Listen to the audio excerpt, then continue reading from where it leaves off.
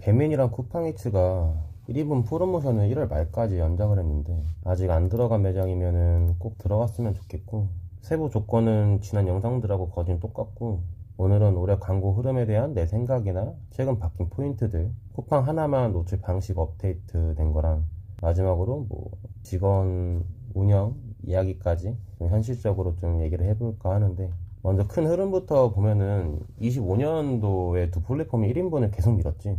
성과가 너무 좋아가지고, 그래서 그런지 1월 말까지 배달비 지원을 연장을 했어. 내 느낌에는 이게 몇 달 더 지속될 가능성이 있는데, 그 이유는 좀 보자면, 고객들이 원래는 앱만 보고서 이제 나가게 되거나 그러는데, 1인분 카테고리가 생기면서 고객이 앱만 보고 나가지 않고 부담 없는 한 끼로 실제 주문을 찍어주니까 결국에는 실사용량들이 많이 늘어나기 때문에 쿠팡하고 이제 배민원에서 계속 밀고 있는 것 같아. 내 주관적인 생각을 좀 더 얹으면은, 앞으로 1인 전용 광고나 요금 구조가 따로 붙을 수 있지 않을까 싶어. 배민 우리 가게 클릭처럼 1인 지면 전용 슬롯이 따로 열리거나, 쿠팡이 신규 재주문 유입 수수료를 1인 메뉴 기준으로 더 세분화할 수도 있거든. 지금부터 좀 자리를 잡아놔야 나중에 이제 대기업이나 정말 1인분 메뉴를 밀고 들어오는 경쟁 업체가 있어도 좀 버틸 수 있지 않을까 싶어. 이제 최근 바뀐 포인트들을 간단하게 보면은, 쿠팡은 리뷰 전용 카테고리가 생겼지. 고객의 혜택 리뷰를 한눈에 보니까 주문 성공률을 올리려고 이제 변화한 거라고 보면 될 것 같아.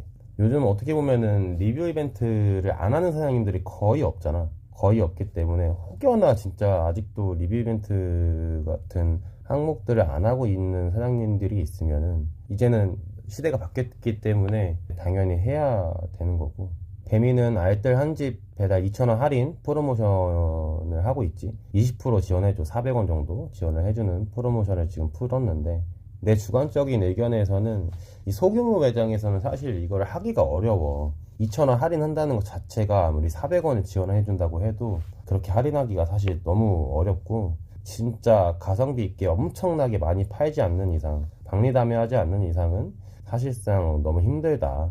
물량이 되게 주문이 많고 좀 감당이 가능한 매장만 좀 할 수 있지 않을까 싶어. 그리고 리뷰 별점 노출 집계 기간이 이제 배민이 6개월에서 18개월로 늘리거든. 단기 이벤트로 별점을 올리는 방식보다는 이제 꾸준한 품질과 응대가 더 중요해졌다고 보면 좋을 것 같아. 이게 배민 입장에서는 점점 주문량이 줄어가잖아, 배달의 민족이. 그러다 보니까 쿠팡이츠는 계속 쌓여가는 시스템인데, 배달의 민족은 6개월 단위로 끊어버리는 입장이니까 고객들이 봤을 때도 리뷰나 이런 면에서도 평균적으로 더 늘어나니까 이제 고객들이 데이터가 더 많아졌다고 보면 되지. 고객들을 조금 더 유치시키기 위해서 배민도 그런 선택을 하지 않았나 싶어. 그리고 하나만 노출 방식이 1월 말에 업데이트 된다고 하거든.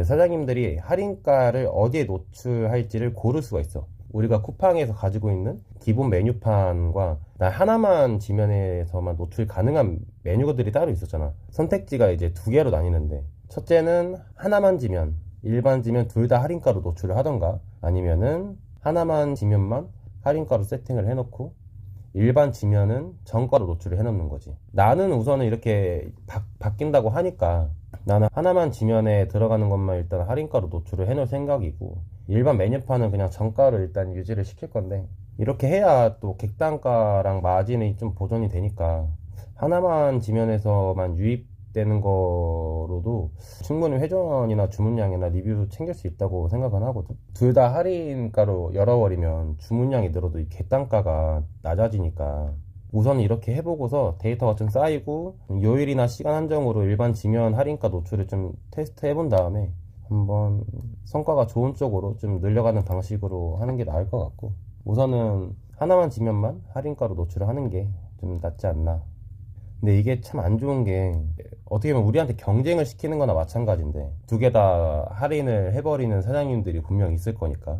근데 그런 사장님들은 계속 주문량이 높아질 거고, 물론 객단가가 좀 떨어질지언정 주문량이 월등히 더 높아질 거고, 실질적인 이제 구입률이 더 올라가겠지. 근데 이제 기본 메뉴판에서는 할인을 안 하는 사장님들은 오히려 그런 사장님들한테 좀 뒤처질 수 있다는 점이, 우리도 따라가야 되나 약간 이런 심리를 좀 불러 일으키니까 오히려 좀 경쟁하게 되는 구조가 또 생기지 않을까. 쿠팡이 좀 그런 걸 원하지 않았을까.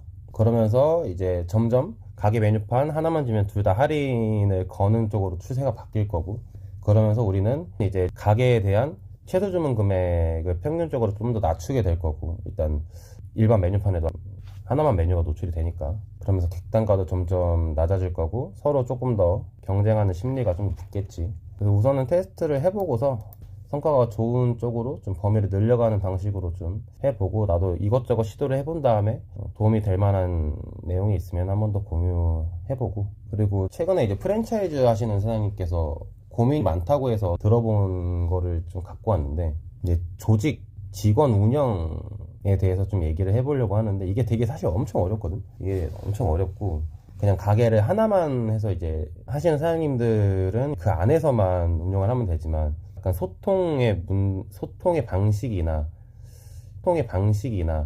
미래성을 심어준다거나 그 애들을 꾸준하게 데리고 있어가는 그런 유치시키는 것들이 되게 어려운데, 이제 두 번째 매장을 내면서 올해 한 직원에게 맡기려고 하는데 그만두고 싶다고 얘기를 했대. 이런 상황이 정말 많을 텐데, 이제 우선은 월급 받는 구조에서는 그 직원이 미래를 그리는 게 너무 어려워. 나도 이제 여러 가지 매장을 한 번에 운영을 해봤지만, 나도 이렇게 해봤는데 사실 이게 월급 받는 입장에서는 직원 마인드밖에 안 되거든.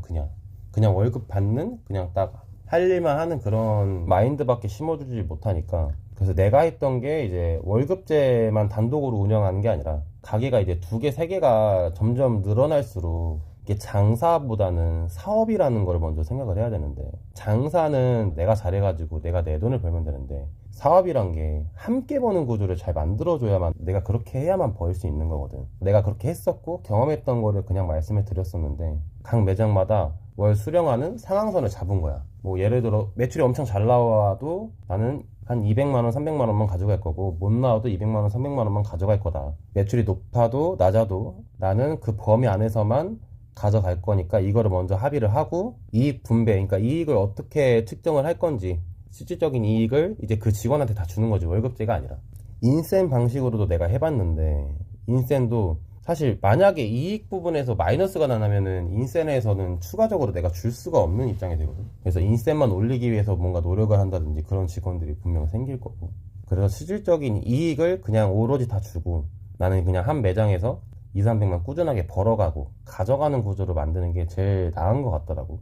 그래서 이 분배 룰을 지금 문서로 정확하게 작성을 하고, 그렇게 하면서 책임과 이제 권한을 꼭 같이, 한마디로 이제 내가 그 매장에 가게 되면 그 직원을 이제 사장님이라고 부른다거나, 예를 들어서 그러면서 직원 교육이나 발주, 그러니까 그 가게의 모든 것을 이제 책임을 맡기는 거지. 너무 많은 금액을 한 번에 가져가기에는 사실상은 욕심을 좀 버려야 되는 게 맞고, 이게 두 개까지는 내가 몸으로 이제 뗄 수가 있거든. 두 개까지는 가능한데, 이 매장이 세 개가 넘어가고 그리고 이 두 개의 매장이 매출이 계속 올라가면은 이게 그렇게 할 수가 없더라고. 내가 아무리 몸이 이제 이곳저곳 매장을 다 돌아서 실질적으로 일을 한다고 해도 이게 불가능하더라고. 몸은 몸대로 힘들어서 지쳐가고, 또 다른 가게들을 열 수도 없고 다른 것들을 또 생각할 수 있는 시간도 없고 하다 보니까, 이렇게 깔끔하게 딱 매출이 많든 적든, 매출이 많아서 이익이 많이 남든 적게 남든 나는 가져가는 건 똑같이, 그거를 서로 얘기하면서 합의를 보고서 이 가게는 너가 사장이다 라는 마인드를 많이 심어주고, 그런 미래를 좀 그려줄 수 있는 것들을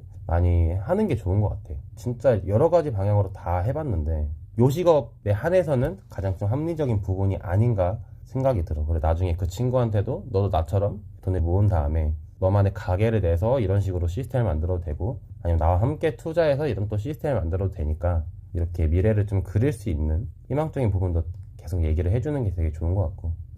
이제 마무리를 좀 하자면, 가게 조용한 시간은 사실 누구나 다 오거든. 나도 이제 매출이 뭐 3억이 넘는 가게들을 많이 컨설팅하고 그러지만, 그 안에서도 조용한 시간은 누구한테나 와. 근데 그 시간 안에 제대로 된 메뉴라도 하나만이나 뭐 한 그릇 그런 제대로 된 메뉴만 만들어도 그 가게의 조용한 시간이 되게 줄어들 수도 있고, 내일의 내 매출이 또 달라질 수도 있으니까, 큰 한방, 그러니까 계속 이 단가를 올리려고 하는 것보다는 지금 트렌드가 올리기보다는 약간씩 낮춰주고 거기서 좀 이익을 뽑아 먹을 수 있는 그런 구조를 만들어야 되는데, 어렵긴 하지만 가능하니까 큰 한방이 아니라 작은 주문의 합으로 좀 버틴다는 마인드로 조금 이제 바뀌어갔으면 좋겠고, 물론 내가 다 정답은 아니라 되게 조심스럽지만, 배민 같은 경우 한 그릇, 쿠팡 같은 경우는 하나만 꼭 들어갔으면 좋겠고, 그리고 리뷰 같은 것도 혹시나 진짜 아직도 안 하고 있는 사장님들이 있으면 꼭 하는 게 맞는 거고, 정책이 좀 새롭게 바뀌거나 그렇게 되면은 또 좋은 영상을 들고서 또 올 테니까, 올해는 좀 배우고 움직이고 좀 시도하는 그런 사장님들이 됐으면 좋겠어.